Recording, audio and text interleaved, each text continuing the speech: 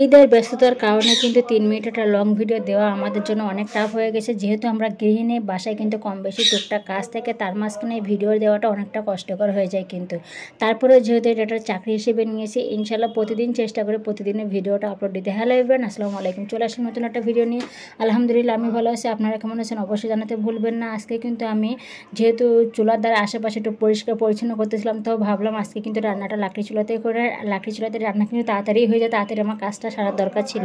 তো তাড়াতাড়ি ঝটপট কিন্তু আমি লাকড়ি চুলা ধরা দিয়েছিলাম। লাকড়ি চুলা বিশেষ করে অনেকদিন পরে ধরাছিলাম, তো একটু দেরি হয়েছিল, কিন্তু রান্নার জন্য সব আগে থেকে গোছাই নিয়েছিলাম। যেদিনকে আমি লাকড়ি চুলা রান্না করি সেদিনকে কিন্তু আগে থেকে সব কিছু গোছাই নিয়ে তারপর কিন্তু আমি রান্নাটা বসে দিই, তাহলে কিন্তু জলদি তাড়াতাড়ি রান্না হয়ে যায়। যেখানে গ্যাসের চুলা রান্না করতে আপনার প্রায় 1 থেকে 1.5 ঘন্টা লাগে, সেখানে কিন্তু লাকড়ি চুলা আপনি 45 মিনিটের মধ্যে আপনার যে কয়টা আইটেম থাকে আপনি কিন্তু রান্না করে নিতে পারেন।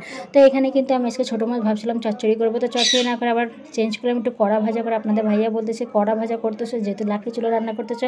আর লাকড়ি চুলা রান্নার মজার টেস্টটা কিন্তু অসম্ভব আলাদা, গ্যাসের চুলার থেকে কিন্তু আলাদা। তো ভাবলাম যেহেতু ভিন্ন স্বাদে একটু লাকড়িতে রান্না করলে কিন্তু স্বাদটা কিন্তু চেঞ্জই হয়ে যায় রান্নার। আমার কাছে যেমন লাগে, বেশিরভাগ আপনার ভাইয়ার কাছেও লাগে। তো আপনার ভাইয়া বলে জিনিসটা আপনি ভুনা করেন। আর আশেপাশে কিন্তু দেখেন রাত হয়ে গেছে, তারপরেও কিন্তু ভিডিওতে ভয়েস দেওয়ার কারণে আশেপাশে প্রচুর সাউন্ড, একটু অ্যাডজাস্ট করে নেন। আমার বাসায় পাখি থাকার কারণে কিন্তু পাখিরও আওয়াজ আছে। আর যেহেতু ঈদের সময় বাইরে সব জায়গায় জমজম, ঘরেও বাচ্চা কাচ্চা সব চিল্লাচিল্লি করতেছে, কাজের উপর আছে, এই কারণে কিন্তু আশেপাশে অনেক একটু সাউন্ড পাবেন। তো যারা ভিডিওটা দেখতেছেন অবশ্যই একটু অ্যাডজাস্ট করে নেবেন। সবার কিন্তু কম বেশি এখন ঈদের সময় একটু প্যারা হয়ে যায়, তাতে আবার এদিকে ঘরের কাজ গোছানো, আবার একটু বাইরে কেনাকাটার জন্য মাঝে মাঝে যাইতে, যেহেতু বাচ্চা আছে, বাচ্চাদের জন্য কিন্তু আজকে এটা মনে পড়তেছে আজকে এটা লাগবে। আর যদি বাচ্চাদের মুখ ফুটে থাকে এটা লাগবে সেটা লাগবে, তাহলে কিন্তু আর কোনো কথাই নেই।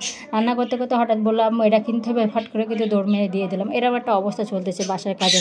তো আমি এখানে মাছটা করে কিন্তু দেখেন একজন রেডি হয়ে অলরেডি দাঁড়ায় আছে, আমি রান্না শেষ হলে কিন্তু সে যাবে। ওইদিকে কিন্তু আমার ডাকাডাকি অলরেডি শুরু হয়ে গেছে, ভয়েস দিচ্ছি, তারপরেও ডাকাডাকি আমরা খুঁজে পাচ্ছে না।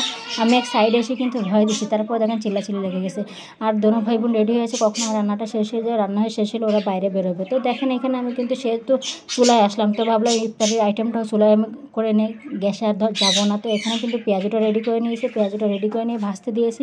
আর লাকড়ি চুলাতে কিন্তু রান্না করলে হালকা আছে কিন্তু তাড়াতাড়ি হয়ে যায়, এবং ভাজাটাও কিন্তু সুন্দর। এক প্রকার লাকড়ি চুলা রান্না কিন্তু অসম্ভব মজা হয়। তো আমি এখানে পেঁয়াজগুলো সব ভেজে নেওয়ার পরে কিন্তু ছোলা টোলাগুলো সব রান্না করলাম। বাকি যে কাজগুলো, যেহেতু একটা ব্যস্ততা কাজ করতেছে, তারপরে প্রতিনিয়ত ফেসবুকে যেহেতু চাকরি হিসেবে নিয়েছে, প্রতিদিন কিন্তু আমাদের ভিডিও আপলোড করতে হয়। 3 মিনিটের ভিডিও কিন্তু এই টাইমে অনেকটা প্যারা হয়ে যায়। যেমন আমি সারাদিন যে ভিডিওটা করছি সেই ভিডিওটা কিন্তু আমি এখন ভিডিও আপলোড দেওয়ার 5 মিনিট আগে শুধু ভয়েসটা দিলাম। কীভাবে যে ভয়েস দিলাম আমি নিজে বুঝতে পারতেছি না, আমার গলা হয়তো একটু কাঁপা কাঁপাও লাগতেছে।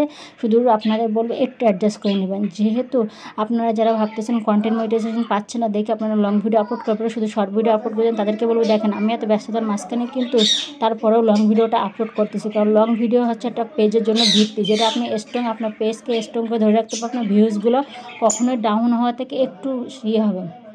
তো বারবার আমার চুলার পাশে আসতেছিল, আর যেহেতু একটু চঞ্চল আছে, তো আমি চুলার পাশে কিন্তু ভয় পাচ্ছি আগুনে না হাত দিয়েছে। দেখেন চুলার আগুনটা এত পরিমাণ তাপ ছিল, আমারও গায়ে কিন্তু অনেকটা আঁচ লাগতেছিল।